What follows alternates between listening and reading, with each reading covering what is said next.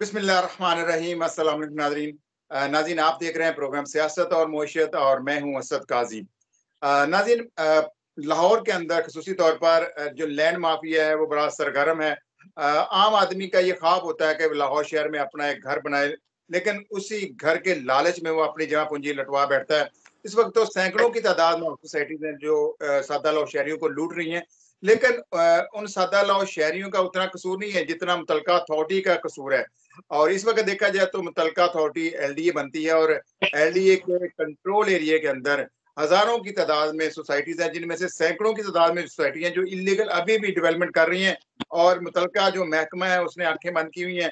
अब जब हम देखते हैं तो गैर कानूनी सोसाइटियों के खिलाफ ऑपरेशन तो होता रहा है पहले, लेकिन अब ये हुआ है कि अब्दुल्ला चीमा साहब का जब वो डायरेक्टर पीएचएस बने हैं और इस डिपार्टमेंट का ये काम है कि जितनी भी गैर कानूनी ऑफिसिंग सोसाइटीज हैं उनके खिलाफ सीएमपी इनको ऑर्डर करता है और ये जाकर उनके खिलाफ ऑपरेशन करते हैं। इससे पहले अली रियाज जब सिक्कू साहब थे तो उनके दौर में कुछ ना कुछ सोसाइटी के खिलाफ हमें कुछ खबरें मिलती थी और एक आधी प्रेस रिलीज भी मिल जाती थी। लेकिन जब से अब्दुल्ला चीमा साहब आए हैं, अब्दुल्ला चीमा साहब ने बिल्कुल ही आंखें बंद की हुई हैं और खुली छुट्टी दे दी है माफिया को। इसी पर बात करेंगे। मेरे साथ अफजल सियाल साहब हैं, सीनियर सहाफी हैं, और इसके साथ चौधरी अमजद रबानी साहब हैं। प्रोग्राम का आगाज अफजल सियाल मैं आपसे करूंगा। आपने ये स्टोरी ब्रेक की थी। अब मुझे बताइएगा कि इस वक्त कितनी तादाद में सोसाइटीज हैं जिनकी पुष्ट पनाही कर रहे हैं हमारे जो डायरेक्टर साहब हैं एनडीए के।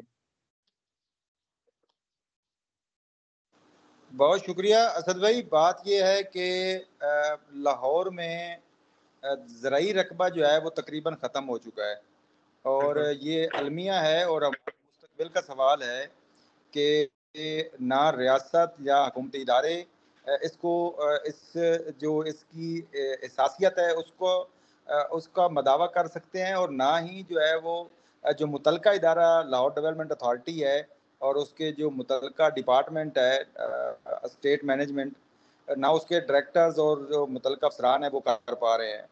तो सूरत हाल बड़ी गंभीर है कि लाहौर में 157 157 गैर कानूनी सोसाइटियाँ जो हैं वो बन चुकी हैं और ये सोसाइटियाँ जो मैं आपको फिगर दे रहा हूँ ये लाहौर डेवलपमेंट अथॉरिटी की जो अपनी रिपोर्ट है उसमें ये बताया गया और ये रिपोर्ट भी कोई पुरानी नहीं है।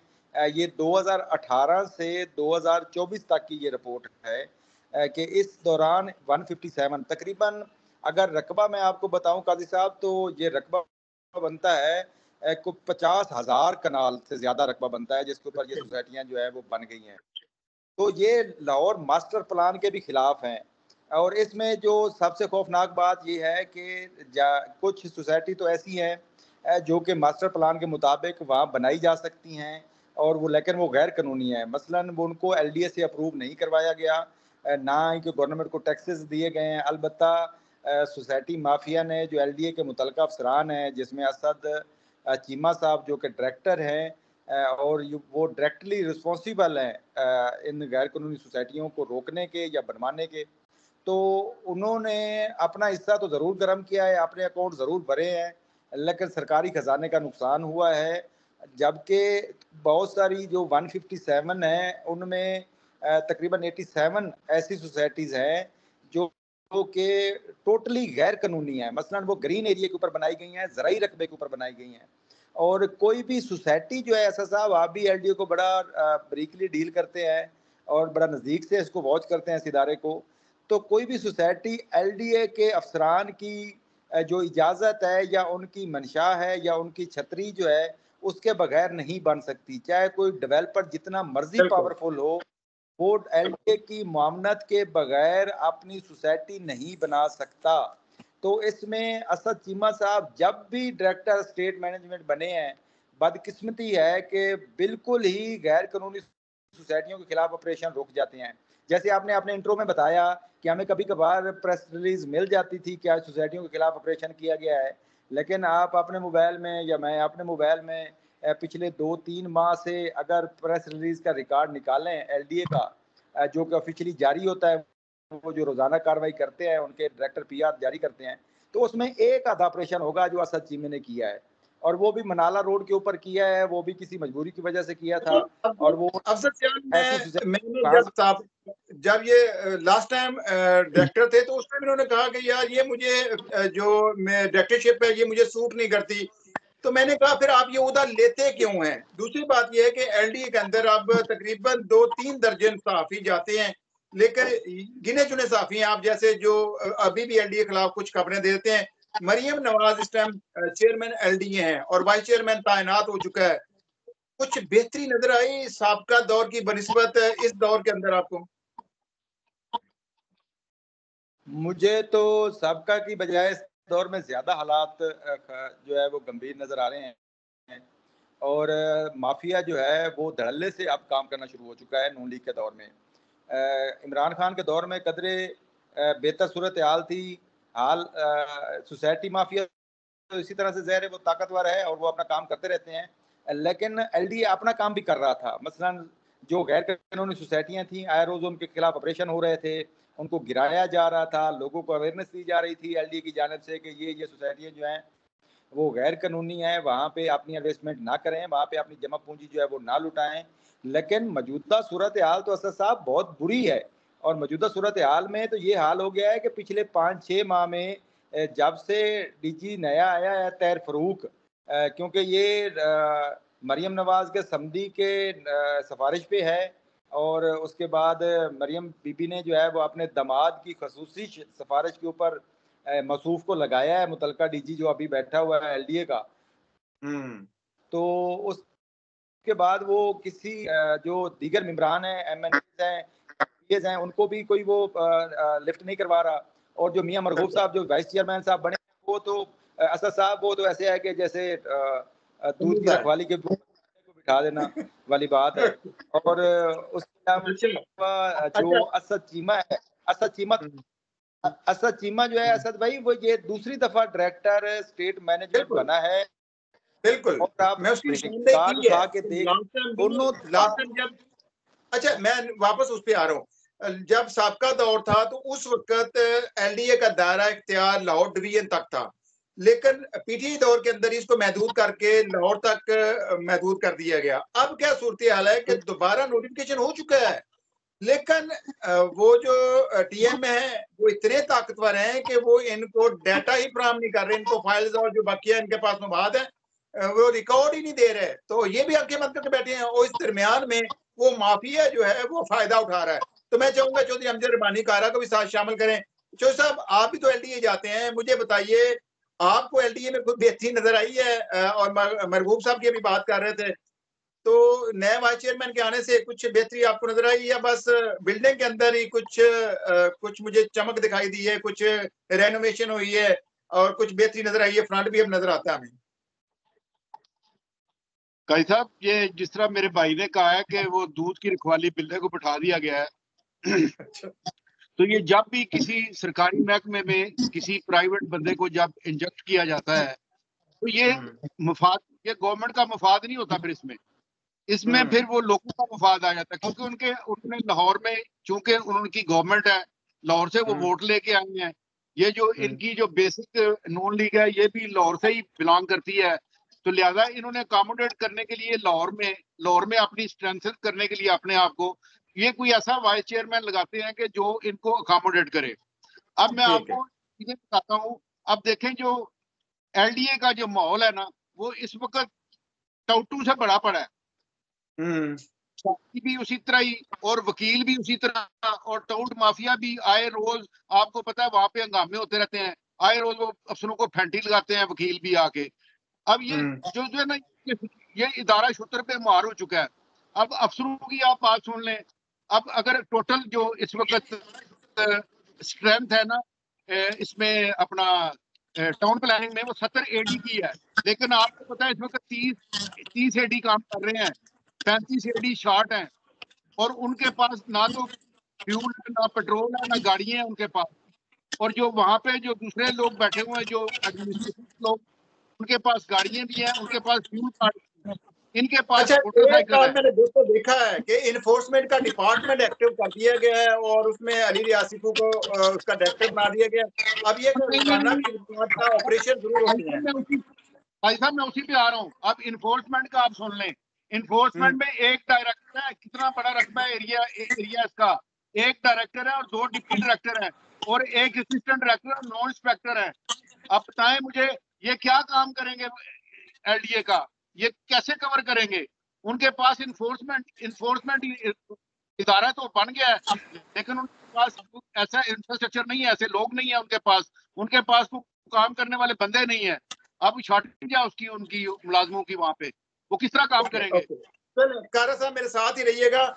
मैं अफजल सियाल की तरफ आ रहा हूँ। अफजल सियाल, आपने अपने खबर में ये भी कहा था कि चूंकि पीएचएस जो है वो डायरेक्टली ऑपरेशन नहीं करता, उसको सीएमपी जो होता है, चीफ मेट्रोपॉलिटन प्लानर जो होता है, वो उसको ऑर्डर करता है और उस लेटर की बुनियाद के ऊपर जाकर वो मुतलका सोसाइटी के खिलाफ ऑपरेशन करता है। अब ये है कि आप कह रहे हैं कि नफीस साहब भी उसमें शामिल हैं, तो क्या ऊपर जो चीफ मेट्रोपॉलिटन प्लानर है वो भी इनके साथ मिला हुआ है? देखिए असद साहब, बात यह है कि इनका जो मैकेनिज्म है ना बड़ा सादा सा है। वो ये है कि जो नफीस है, डायरेक्टर मेट्रोपॉलिटन कॉर्पोरेशन नफीस मेऊ, ये एक लेटर लिखता है स्टेट मैनेजमेंट ब्रांच को कि फलां सोसाइटी जो है वो गैर कानूनी है, उसके खिलाफ ऑपरेशन किया जाए। अब यहाँ से ही माफिया काम करना शुरू हो जाता है। मेऊ साहब अपना हिस्सा लेते हैं और वो उस वक्त तक लेटर नहीं लिखते जब तक 30 से 40% कोई भी सोसाइटी डेवलप नहीं हो जाती। जब 30 से 40% सोसाइटी डेवलप हो जाती है तो उसका मतलब ये होता है कि वहां सैकड़ों प्लाट बिक चुके होते हैं, घर बनने शुरू हो चुके होते हैं, सड़कें बन चुकी होती हैं, गेट बन चुका होता है और वहां पे एलडीए जो है वो कार्रवाई नहीं कर पाता, क्योंकि वहां शहरी जो है वो इन्वॉल्व हो जाते हैं। जब शहरी इन्वॉल्व होते हैं, रिहायशें आ जाती हैं, फिर एलडीए जो है वो उस तरह से कार्रवाई नहीं कर सकता और एलडीए बेबस हो जाता है। लिहाजा नफीस मेऊ असद चीमा से बड़ा जो है वो फ्रॉडिया है और बड़ा करप्ट है कि वो सोसाइटी को सबसे पहले शेल्टर देता है, जिसमें सोसाइटी माफिया जो है वो अपने जो पंजे हैं वो गाड़ता है और अपना रकबा जो है उसको सीधा करता है, सोसाइटी की एडवर्टाइज करता है, लोगों के साथ फ्रॉड करके वो अपने प्लाट बेच लेता है काफी हद तक। तो फिर उसको याद आता है फॉर्मेलिटी पूरी करने के लिए कि जनाब मैंने तो लेटर लिख दिया था, स्टेट मैनेजमेंट का काम था वो करते। तो सूरत हाल ये है काजी साहब के माफिया इतना पावरफुल है क्योंकि इसमें पैसा बहुत ज्यादा है। जो जितने भी डेवलपर हैं उनके पास भी बड़ी तादाद में रकम आती है। उससे उसी तरह से जो ये जितने भी एलडी के अफसरान हैं ये अपना मखसूस हिस्सा, क्योंकि अगर कोई डेवलपर वो कानूनी तौर पे मंजूर शुदा सोसाइटी अपनी बना रहा है तो वो तो मंथली नहीं भेजने लगा भाई डायरेक्टर्स को। वो किस लिए भेजेगा मंथली जब उसकी सोसाइटी मंजूर है? यहाँ पर ये हो रहा है अफसर सियाल, यहाँ पर ये हो रहा है कि मतलब एलडीए से एक बंदे ने सोसाइटी पास कर ली है 250 या 300 कनाल, लेकिन वो ओवर सेलिंग करता है। मेरे पास केस आया मिड सिटी का। मिड सिटी में 4 पार्टनर लैंड ओनर हैं और 4 पार्टनर ही मार्केटिंग सेल्स मार्केटिंग वाले हैं। उसमें से एक पार्टनर कहा कि कल को ये केस नैब टेकअप कर लेगा, ओवर सेलिंग फ्रॉड हो रहा है। तो वो मेरे साथ आया, उसने पहले नफीस से रब्ता किया, फिर उन्होंने सीएमपी जो चीफ मेट्रोपॉलिटन प्लानर है उनसे रब्ता किया और उन्होंने वादा कर दिया कि हम इनके खिलाफ कार्रवाई करेंगे। जितने लिमिटेड प्लॉट है आप रोकते हैं, उसके बाद हम इनको ऑफिस को सील कर देंगे, सेल नहीं करते। देखकर वो मामला लटक गया और अभी तक 1.5-2 माह हो गए कार्रवाई नहीं हुई। देखें ये इनके पास, अच्छा पहले तो मैं आपको सब बताऊं कि एलडीए जहां से इन्होंने पैसे लिए होते हैं, जहां इनकी डील होती है और प्रेशर पड़ जाता है, अफसरान की जानब से पड़ सकता है, साफियों मेरे जैसे किसी सरफिर साफी की जानब से पड़ सकता है, तो ये क्या करते हैं, ये वहां पे सील कर देते हैं। सील करने का एक इनके पास बेहतरीन रिलीफ देने का एक इनके पास अख्तियार है कि आप दोनों पार्टियों को जो है वो फेस सेविंग दे। मसलन ये अगर कोई पीछे चढ़ा हुआ है तो उसको सामने भी सुरखुरू हो जाते हैं और जो माफिया है उसको कहते हैं यार 15-20 दिन महीना सबर कर जाओ, मैं तो असि थोड़ी प्रॉपर्टी सील करने लगे है ते बाद खोल लेना, आप ही ताले तोड़ लेना। उसके बाद जो सबसे बड़ा मजाक है कि अगर आप कोई भी माफिया बाद में वो ताला तोड़ देता है तो एक नखट्टू किस्म की एफआईआर दर्ज होती है, 10,000 रुपये एसएचओ को दे तो उसके बाद वो एफआईआर साहबा भी फारिग हो जाती है। तो लिहाजा सूरत हाल देखिए, ये जो इस्तगासा भेजते हैं ना, ये जो एलडीए इस्तगासा भेजता है पुलिस को, अब वो इस्तगासा जाता है पुलिस के, ये परसूरी करते हैं, वो पुलिस वाला जनाब दिहाड़ी लगा के इस्तगासा फारिग हो जाता है, वो ये इस्तगासे का कोई फायदा नहीं होता, ये बस गोंगलू से मिट्टी झाड़ने वाली बात होती है। अच्छा, दूसरी बात ये एक और बात करता हूँ कि इनके पास आप देखें, एलडीए के पास तकरीबन 50% जो स्टाफ है ना वो लेडीज का है। अब वो लेडीज का क्या काम है, वो 10 बजे आती हैं और 12-1 बजे वो बच्चों को लेने चली जाती हैं, ठीक है। उसके बाद वो आती हैं, वो 4 बजे उसके बाद फारग। अब वो प्रॉपर सारा दिन बैठ के काम नहीं करती, वो सारा बर्डन जो आ जाता है वो दूसरों पे आ जाता है। अब बताए ना कि ये अगर इस तरह ये काम चलना है, इस तरह काम करना है इन्होंने, तो फिर वो क्या बनेगा, लोगों के मसाइल किधर जाएंगे, कैसे हल होंगे? उनको एक और बड़ा इशू एक और बड़ा इशू भी है जो साहब, वो जो स्टे ऑर्डर हैं वो भी ले लिए जाते हैं, और जो इनका वहां पर महकमा एलडीए का महकमा है, उन कोई वकील तो है, वो जो लॉयर हैं वो भी केस को दबाए रखते हैं। नहीं कैसा, मैं मुझे सिर्फ 2 सेकंड दीजिएगा, मुझे 2 सेकंड दीजिएगा। ये स्टे वाली बात इन्होंने की है, असद को पता है मैं कोर्ट रिपोर्टिंग करता हूं, मैं सुबह 8 बजे से 12 बजे तक हाई कोर्ट में होता हूं। ये मैंने बड़ा डीपली स्टडी किया है चौधरी साहब के ये कैसे स्टे होता है सोसाइटी के ऊपर। मसलन एक डेवलपर गैर कानूनी सोसाइटी बना रहा है और उसके ऊपर स्टे हाई कोर्ट दे देता है, तो कैसे दे देता है?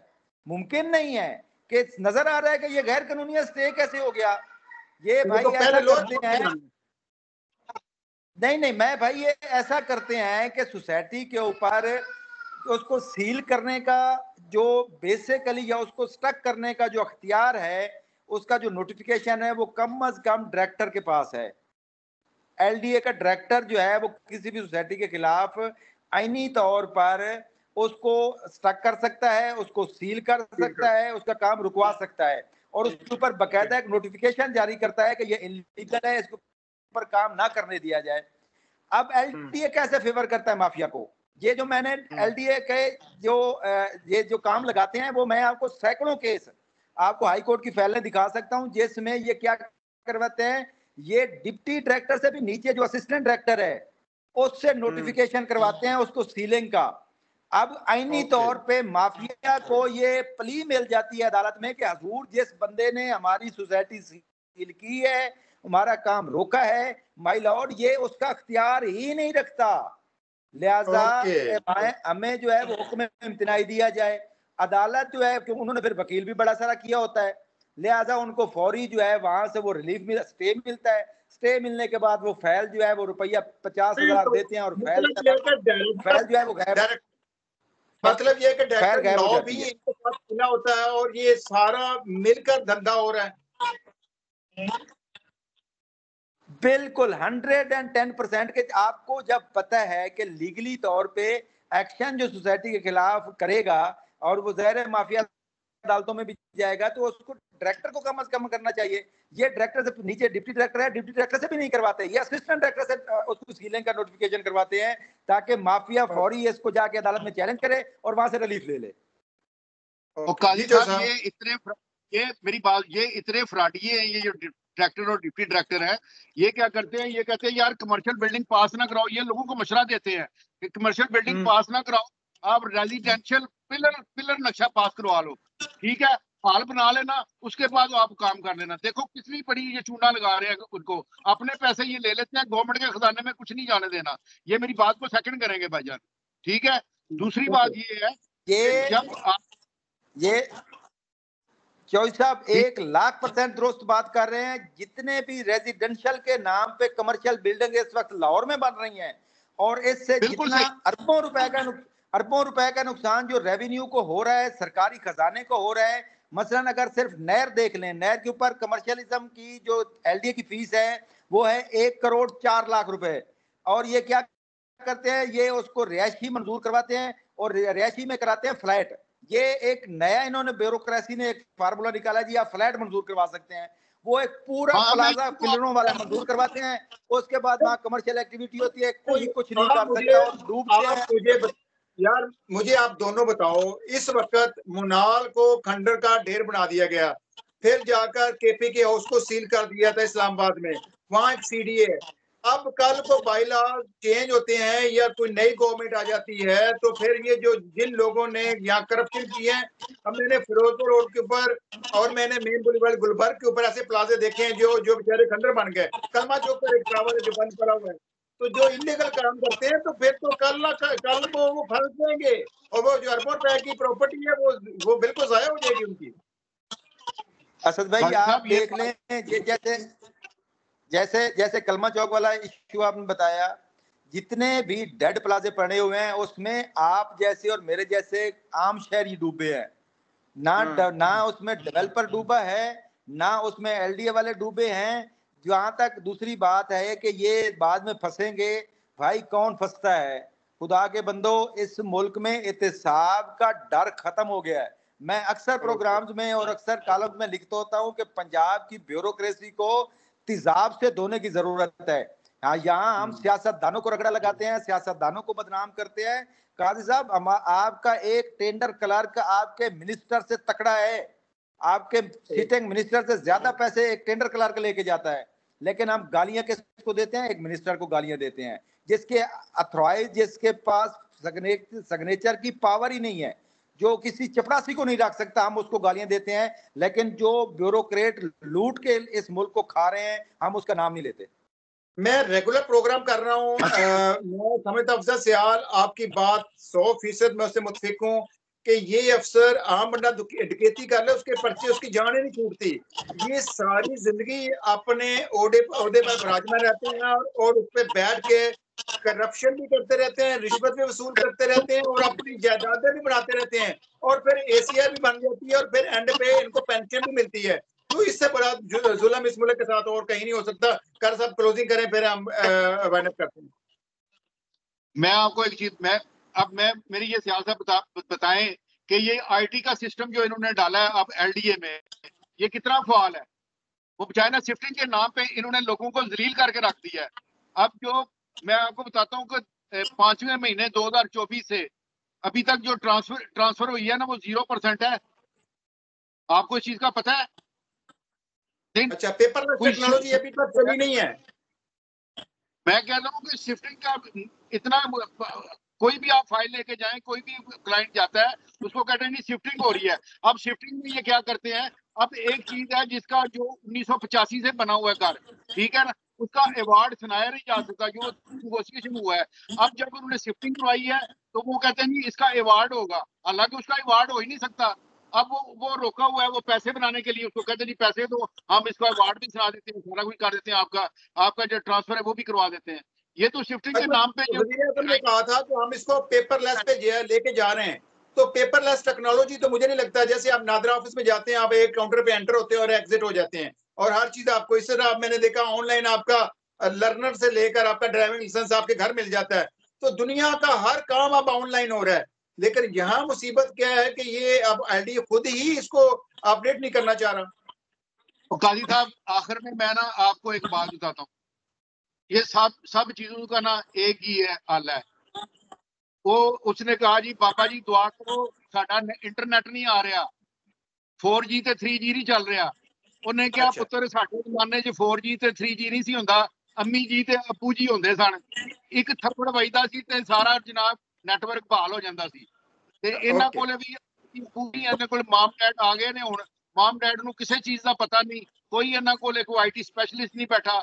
ਇਹਨਾਂ ਦਾ ਜਨਾਬ ਉਹ ਜੋ ਵੀ ਇਹਨਾਂ ਦੇ ਦਿਮਾਗ 'ਚ ਆਉਂਦਾ ਹੈ, ਜੋ ਵੀ ਇਹਨਾਂ ਨੂੰ ਸਮਝ ਆਉਂਦਾ ਹੈ ਉਹ ਕਰੀ ਜਾ ਰਹੇ ਨੇ। लिहाजा मैंने नहीं समझ आती कि आईटी लेके अपना पेपरलेस इदारा बन जाए, मुझे नजर नहीं आ रहा।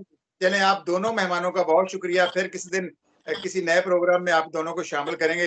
नाज़रीन, आपने मेरे मेहमानों की बातें सुनी। इस वक्त ब्यूरोक्रेसी पाकिस्तान की जड़ों को खोखला कर रही है। हमने देखा है कि इस वक्त एक क्लर्क से लेकर आला अफसर 22वें ग्रेड तक जितना भी अफसरान है वो करप्शन कर रहे हैं, उस मुल्क को लूट रहे हैं। और हमने कल भी जिक्र किया था, ये मुल्क मौजे से चल रहा है और अल्लाह करे ये चलता रहे। लेकिन बदकिस्मती की बात यह है कि इनके खिलाफ कोई नई तरमीम लाकर आइन से जब कर रहे हैं तो एक सिस्टम ले आए, पहले तो इनकी इस बाबू की छुट्टी कराएं। और ये बड़ी बड़ी तनख्वाहें मराहत ले रहे हैं, करप्शन कर रहे हैं, लूटमार कर रहे हैं, कौमी खजाने को नुकसान पहुंचा रहे हैं। तो कब तक हम अपने मुल्क को कर्जों की बेस पर चलाएंगे? आज के प्रोग्राम से इतना ही, कल फिर मुलाकात होगी। अल्लाह हाफ़िज़।